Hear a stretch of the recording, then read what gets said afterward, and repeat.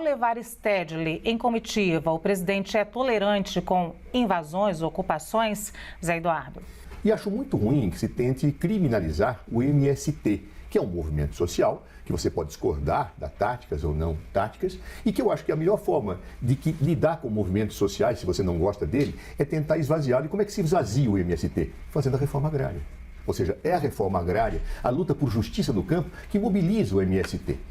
Um governo tem que manter diálogos com todas as forças políticas, manter diálogo com movimentos sociais, com movimentos de empresários, em síntese, eu tenho que pacificar o país e tenho que colocar esse país numa rota de harmonia e entendimento. Portanto, acho que o presidente Lula em nenhum momento errou ao levar um líder do MST, como não errou em levar nenhum líder empresarial que está presente. Nós não podemos demonizar movimentos sociais, nem dizer que todos aqueles que efetivamente representam movimentos sociais são bandidos, são quadrilheiros. Ou seja, é tratar com dois pesos e medidas pessoas que estão lutando por suas respectivas situações de vida.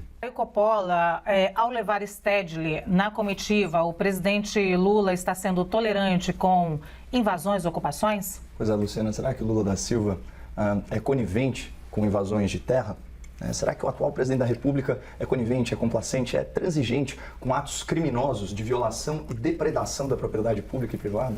Eu acredito que não. Isso porque o termo conivente não contempla a totalidade do fetiche do Lula pela transgressão à lei no campo. E eu me explico. A palavra conivente vem do verbo latino conivere, que significa literalmente piscar ou fechar os olhos para uma ilegalidade, para uma imoralidade ou para uma indecência qualquer. E Lula faz muito mais que fechar os olhos para os crimes do MST. Não apenas Lula é conivente com as invasões, como ele as prestigia, ele as estimula. Isso dentro daquele conceito de responsabilidade política defendido ontem aqui com tanta verve pelo meu estimado debatedor.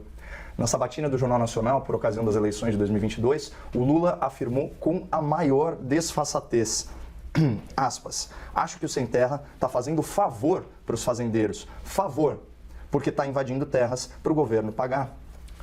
Para você, espectador, essa fala denota conivência ou endosso? Lula está sendo complacente com o movimento social ou está estimulando a discórdia, a violência e o crime no campo? E aqui eu faço questão de pontuar que a Constituição prevê, sim, mecanismos de desapropriação de áreas improdutivas para fins de reforma agrária, isso mediante o pagamento de justa indenização. Contudo, em nenhum momento a Constituição autoriza a invasão de terra. Violar o direito de propriedade mediante violência ou ameaça não é uma forma jurídica, moral e eticamente legítima de pressionar pela reforma agrária. Ponto final. Não se pode cometer um crime em busca de uma pretensa justiça social, que aliás é um conceito bem vago, bem genérico e subjetivo. Aquela velha história. Numa sociedade verdadeiramente democrática, em que impera a lei e a ordem, os fins não justificam os meios. Mas agora, com o apoio indevido do presidente da República, nós temos a liderança do Movimento Sem Terra abertamente confessando para a imprensa as suas intenções de cometer ilegalidades com a certeza do benefício da impunidade. Na China, o João Pedro Stedley ele foi questionado pelo repórter Rodrigo Rangel, que fez a seguinte pergunta: vai haver uma onda de ocupações pela MST no Brasil nos próximos meses? A resposta: naturalmente. Mobilização popular, manifestações, vigílias, marchas, ocupações de latifúndio improdutivo ou de terras públicas faz parte da nossa existência. Então, algumas considerações sobre essa fala. Ocupação, geralmente, não passa de um eufemismo para invasão. E como todos nós sabemos, invasão é crime e viola um direito fundamental assegurado pela Constituição. Outro ponto. Desde quando que os sem terra invadem apenas latifúndios improdutivos? Vou trazer para vocês aqui manchete da Folha de São Paulo de maio de 2003, durante o governo Lula I. Grupo ligado à CUT e MST invade a área da Souza Cruz, no Rio Grande do Sul. O INCRA, o Instituto Nacional de Colonização e Reforma Agrária, diz que já fez vistoria na área invadida e a considerou produtiva, portanto, fora da reforma agrária. Mas vamos então avançar uma década e aterrissar no desastrado governo de Dilma Rousseff. Manchete do Jornal Nacional, março de 2015. Grupo de mulheres do MST invade fábrica e destrói pesquisas genéticas. 14 anos de pesquisas foram destruídos. As mudas estavam em fase de teste de projeto para melhoramento genético do eucalipto. Finalmente, um último exemplo das atividades antidemocráticas e flagrantemente ilícitas desse grupo tão insensado pela esquerda brasileira. Manchete de O Globo, abril de 2018. MST ataca prédio de Carmen Lúcia em BH. Presidente do STF não estava no local no momento do ataque, graças a Deus. Com todo respeito, né, a quem pensa diferente, mas dentro aí de parâmetros mínimos de civilidade, de respeito à lei e de compromisso com a democracia, as ações do MST ao longo de décadas são indefensáveis. E ao prestigiar, ao se associar à liderança do Sem Terra, o Lula não é apenas conivente com as invasões ilegais, ele é cúmplice. A reforma agrária é a solução para esse impasse, Caio. Eu acho que você não vai ser contra a reforma agrária. Por quê? Sabe por que não é? Porque é uma medida dentro dos marcos da sociedade capitalista. Então, por que nós não fazemos a reforma agrária e resolvemos o problema? Por que nós não projetamos a energia, ao invés de criminalizar o MST, na defesa da reforma agrária? Eu acho que é isso que o governo Lula tem que fazer, ou seja, reforma agrária. E os governos de esquerda, faço aqui uma autocrítica, fizeram muito pouco, inclusive aquele que eu participei sobre a reforma agrária. Quero ser sincero, precisa fazer mais, justamente para que o MST deixe de ter razão naquilo que fala, porque ele tem razão quando critica o Estado, porque não promove a justiça social. E justiça social, Caio, sabe o que é? É mais igualdade. Este é o conteúdo dessa expressão.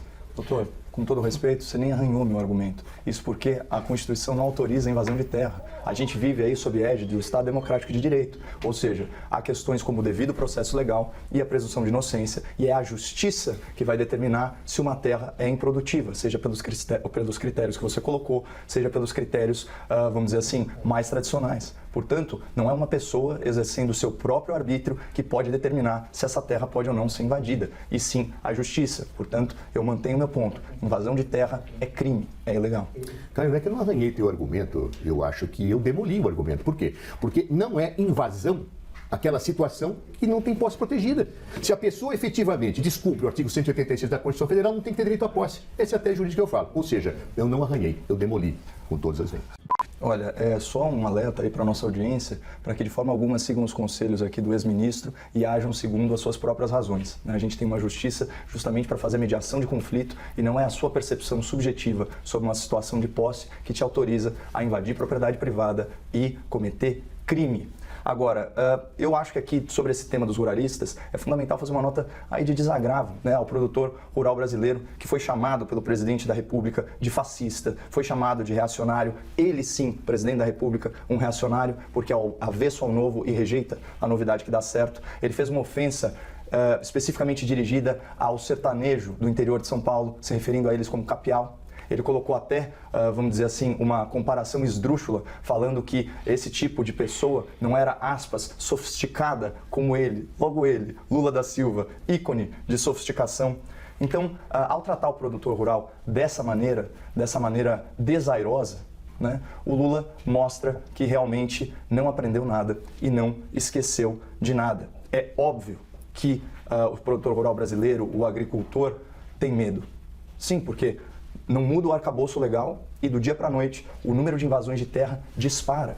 Isso é sintomático do quê? Do sentimento de impunidade desse chamado movimento social, que agora sabe que conta com as costas quentes, que agora são amigos do rei, chegando até, né, ao cúmulo de serem levados aí para uma comitiva oficial, né, numa agenda importantíssima, uma agenda internacional importantíssima. Então aqui fica a nossa solidariedade ao produtor rural brasileiro, que produz, que preserva, que prospera, que é responsável, grande responsável pela nossa balança comercial, né, de ser positiva, que faz controle inflacionário, mantém os preços dos alimentos num patamar mais baixo, né, e que efetivamente está carregando o país nas costas, quase 30% do PIB nacional. Então fica só o meu registro aí de solidariedade a essa categoria que está sofrendo politicamente nesse novo governo.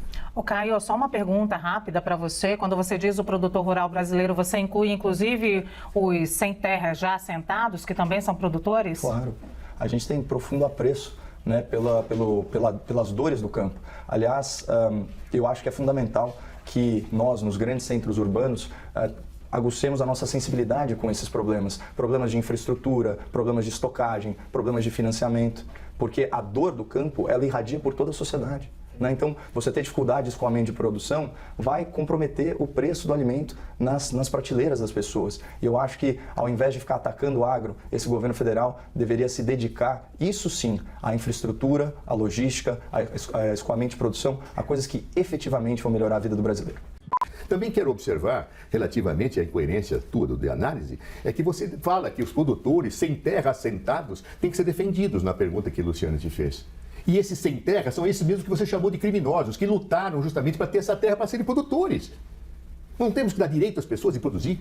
Não temos que dar direito às pessoas de terem produção? Ou será que eu tenho que deixar essas terras nas mãos daqueles que não produzem, daqueles que violam o meio ambiente e daqueles que ofendem as relações trabalhistas? Será que é esse o que nós queremos? Talvez por isso você não saiba exatamente o conteúdo da palavra justiça social. Olha, ainda bem que eu confio no discernimento da audiência da CNN Brasil, que sabe que em nenhum momento eu defendi desmatamento, muito menos trabalho escravo. O senhor está tergiversando. Eu já falei, deixei muito claro, quem decide se houve violação da função social da propriedade não é o indivíduo, é a justiça, por meio do devido processo legal, respeitado, veja só, doutor José Eduardo, o princípio da presunção de inocência. O que você está defendendo aqui é que as pessoas ajam conforme seu próprio arbítrio, as suas próprias razões e façam justiça com as suas próprias mãos, o que é absolutamente equivocado sob a égide do Estado Democrático de Direito, e eu não vou ficar me repetindo sobre isso. E a respeito das famílias assentadas, é óbvio que elas estão numa situação jurídica diferenciada agora. Elas foram incorporadas à economia e, da mesma forma, as centenas de milhares de famílias que nos últimos anos, né, receberam aí titulação das suas terras. Então, eu acho que o meu ponto está muito claro e me incomoda sobremaneira ser colocado aí numa caixa de um defensor de desmatamento. Essas coisas não têm o menor cabimento. Eu não disse que você defende desmatamento. Eu digo que está na base do teu raciocínio, da tua premissa, que ideologicamente você talvez não esteja percebendo. Ou seja, veja como você não percebe os dois pesos e duas medidas. Você fala em presunção de inocência. Essa presunção de inocência não vale para aquele que ocupa a terra em que há desmatamento, mas ela vale para aquele que faz desmatamento. Veja que interessante, a presunção de inocência para você tem um viés de classe. A presunção de inocência para você não atinge o sem terra que vai ocupar uma área em que há violação manifesta de direitos humanos com trabalho escravo, mas há para quem o faz. A presunção de inocência vale para os dois lados, cara. Ela vale nos processos criminais nos dois casos. Então não dá para mascarar ideologicamente o princípio da presunção da inocência, como não dá para dizer que quem defende a posse daquelas áreas que ofendem o artigo 186 da Constituição Federal não esteja defendendo implicitamente a ofensa ao meio ambiente, o trabalho escravo e o desrespeito às legislações trabalhistas. Ou seja, é isso que está na base, Caio. Na verdade, é um argumento ideológico que você utiliza. E utilizo aqui a palavra ideologia naquele sentido de distorcer a realidade para afirmar uma ordem constituída na defesa daqueles que são privilegiados. É isso que eu estou falando, nada mais, nada menos que isso. Quanto à pergunta que foi feita pela Luciana, eu não vejo que mecanismo jurídico poderia fazer com que o Supremo Tribunal Federal desse uma ordem dizendo, olha, não ocupem terras nesse momento. Eu não consigo ver como o Supremo pode fazer isso. Me parece mais um instrumento de luta política, utilizasse um acionamento do Supremo por uma luta política, ideológica, que não tem o menor sentido processual e jurídico. Mas talvez o Caio possa esclarecer qual é o mecanismo jurídico pelo qual o Supremo pode proibir esse tipo de coisa. O STF não precisa fazer absolutamente nada, doutor, porque a lei já veda invasão de propriedade. Invasão de propriedade é crime e ponto final. Aliás, é crime flagrante, é de fácil percepção. Ora, se eu sou detentor de uma propriedade, ou pode ser uma terra do Estado, e ela é invadida, é evidente que houve cometimento de ilícito. Se, posteriormente, essa terra for declarada em descumprimento do princípio da função social da propriedade, tudo bem, que se faça a reforma agrária, mas não vamos aí inverter a ordem das coisas. A legislação brasileira não autoriza o descumprimento da lei. Seria uma incoerência dentro do próprio sistema jurídico. O meu argumento é zero ideológico, doutor. O seu talvez seja, o meu é legalista e eu diria até garantista. Afinal, estamos tratando de uma garantia fundamental.